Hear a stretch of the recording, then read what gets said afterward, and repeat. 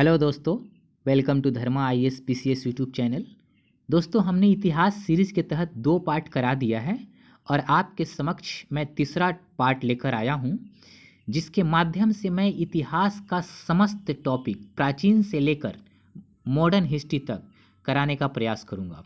दोस्तों, मेरा संपूर्ण प्रयास रहेगा कि आपको मैं इतिहास का वो तमाम टॉपिक्स के अंतर्गत वो सारे फैक्ट्स करा दूं, जिसके माध्यम से आप 68 एग्ज़ाम में इतिहास में अच्छा कर सकें। तो दोस्तों, आप मेरे वीडियो को फॉलो कीजिए। इसको कर लेने के बाद आपको मुझे नहीं लगता कि कोई भी क्वेश्चंस आपसे छूटेगा। तो दोस्तों, चलिए शुरू करते हैं। बौद्ध धर्म के संस्थापक कौन थे? तो महात्मा बुद्ध थे। महात्मा बुद्ध का जन्म नेपाल की तराई में स्थित कपिलवस्तु के लुम्बिनी ग्राम में शाक्य क्षत्रिय कुल में 563 ईस्वी पूर्व में हुआ था। दोस्तों, क्वेश्चंस पूछेगा कि महात्मा बुद्ध का जन्म कहाँ हुआ था, तो लुम्बिनी ग्राम में हुआ था।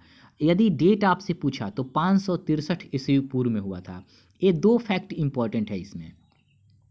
महात्मा बुद्ध के माता जी का नाम क्या था? तो महामाया था। पिताजी का नाम क्या था? तो शुद्धोधन था।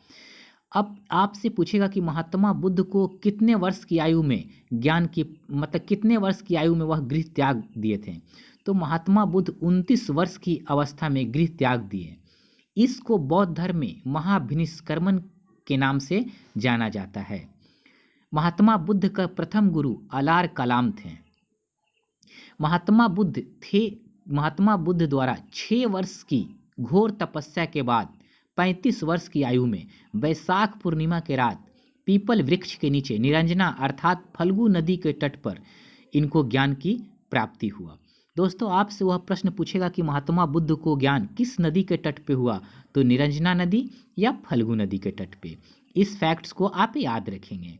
बुद्ध ने अपना प्रथम उपदेश सारनाथ में ऋषि पट्टनम में दिया, जिसे धर्म चक्र प्रवर्तन के नाम से जाना जाता है। दोस्तों, आपसे क्वेश्चंस पूछेगा कि बौद्ध धर्म में धर्म चक्र प्रवर्तन का क्या तात्पर्य है?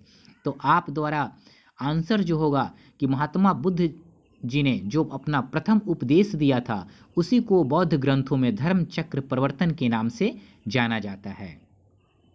बुद्ध ने अपना उपदेश किस भाषा में दिए? यह आपसे प्रश्न पूछेगा। तो पाली भाषा में दिए थे। बुद्ध ने अपना सर्वाधिक उपदेश कोसल राज्य की राजधानी श्रावस्ती में दिए। दोस्तों, आपसे पूछेगा कि महात्मा बुद्ध अपना सबसे ज़्यादा उपदेश कहाँ दिए?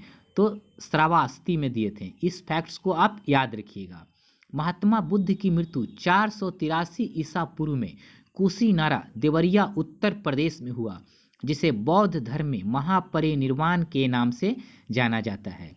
दोस्तों, आप यह फैक्ट को भी याद रखिएगा कि महापरिनिर्वाण क्या है।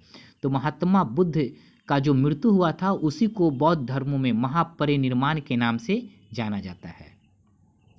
त्रिपिटक का संबंध बौद्ध धर्म से है और यह त्रिपिटक किस भाषा में थे? पाली भाषा में त्रिपिटक को लिखा गया है। दोस्तों, आपसे पूछेगा कि बौद्ध धर्म के त्रिरत्न कौन कौन थे? तो बुद्ध, धम्म, संघ।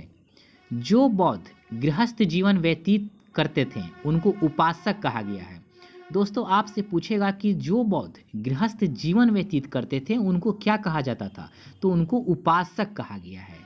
बौद्ध संघ में शामिल होने के लिए न्यूनतम आयु सीमा कितनी निर्धारित थी? तो दोस्तों, 15 वर्ष। 15 वर्ष के बाद ही बौद्ध संघ में शामिल हुआ जा सकता था। बौद्ध संघ में प्रविष्टि होने को उपसंपदा कहा जाता था। दोस्तों, ये क्वेश्चंस भी बहुत इंपॉर्टेंट है कि बौद्ध धर्म में उपसंपदा का क्या तात्पर्य था? तो उपसंपदा का तात्पर्य था कि बौद्ध संघ में प्रविष्ट होने की घटना को ही उपसंपदा के नाम से जाना जाता है।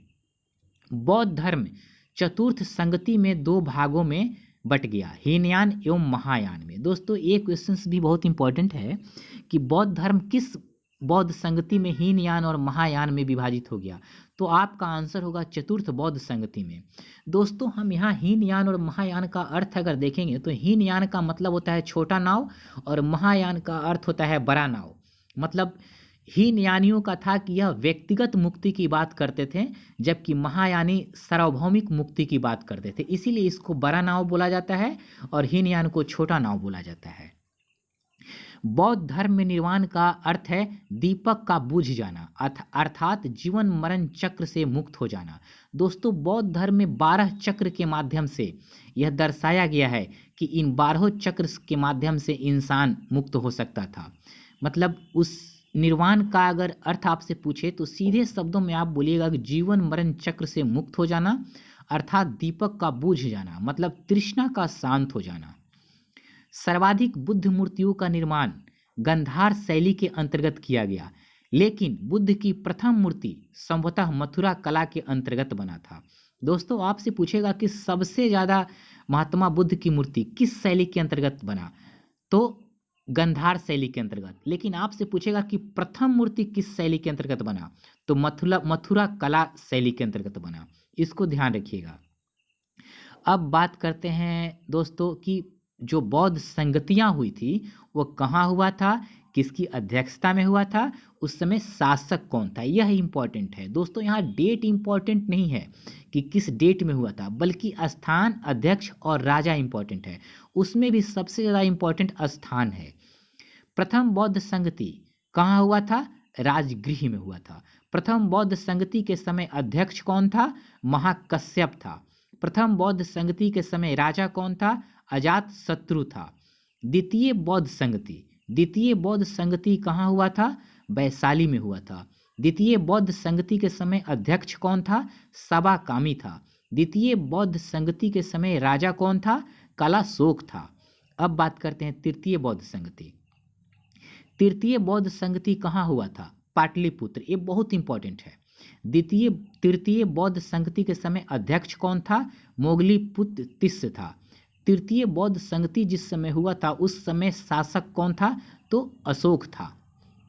चतुर्थ बौद्ध संगति कहाँ हुआ था, तो कुंडलवन हुआ था। कुंडलवन कहाँ पड़ता है, कश्मीर में पड़ता है।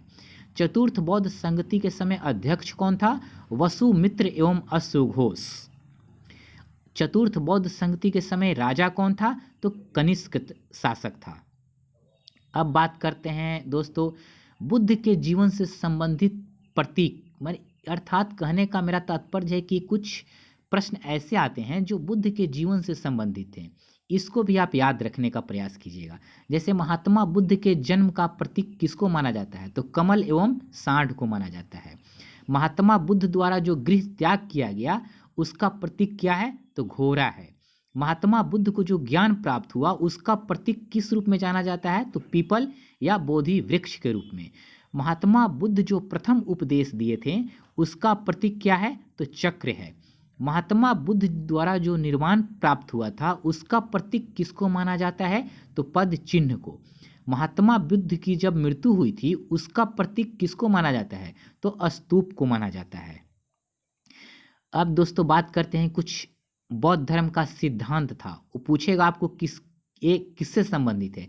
जैसे प्रतीत्य समुत्पाद का अर्थ होता है, प्रतीत्य का अर्थ होता है किसी वस्तु की उपस्थिति और समुत्पाद का अर्थ होता है किसी अन्य वस्तु के उपस्थित होने पर।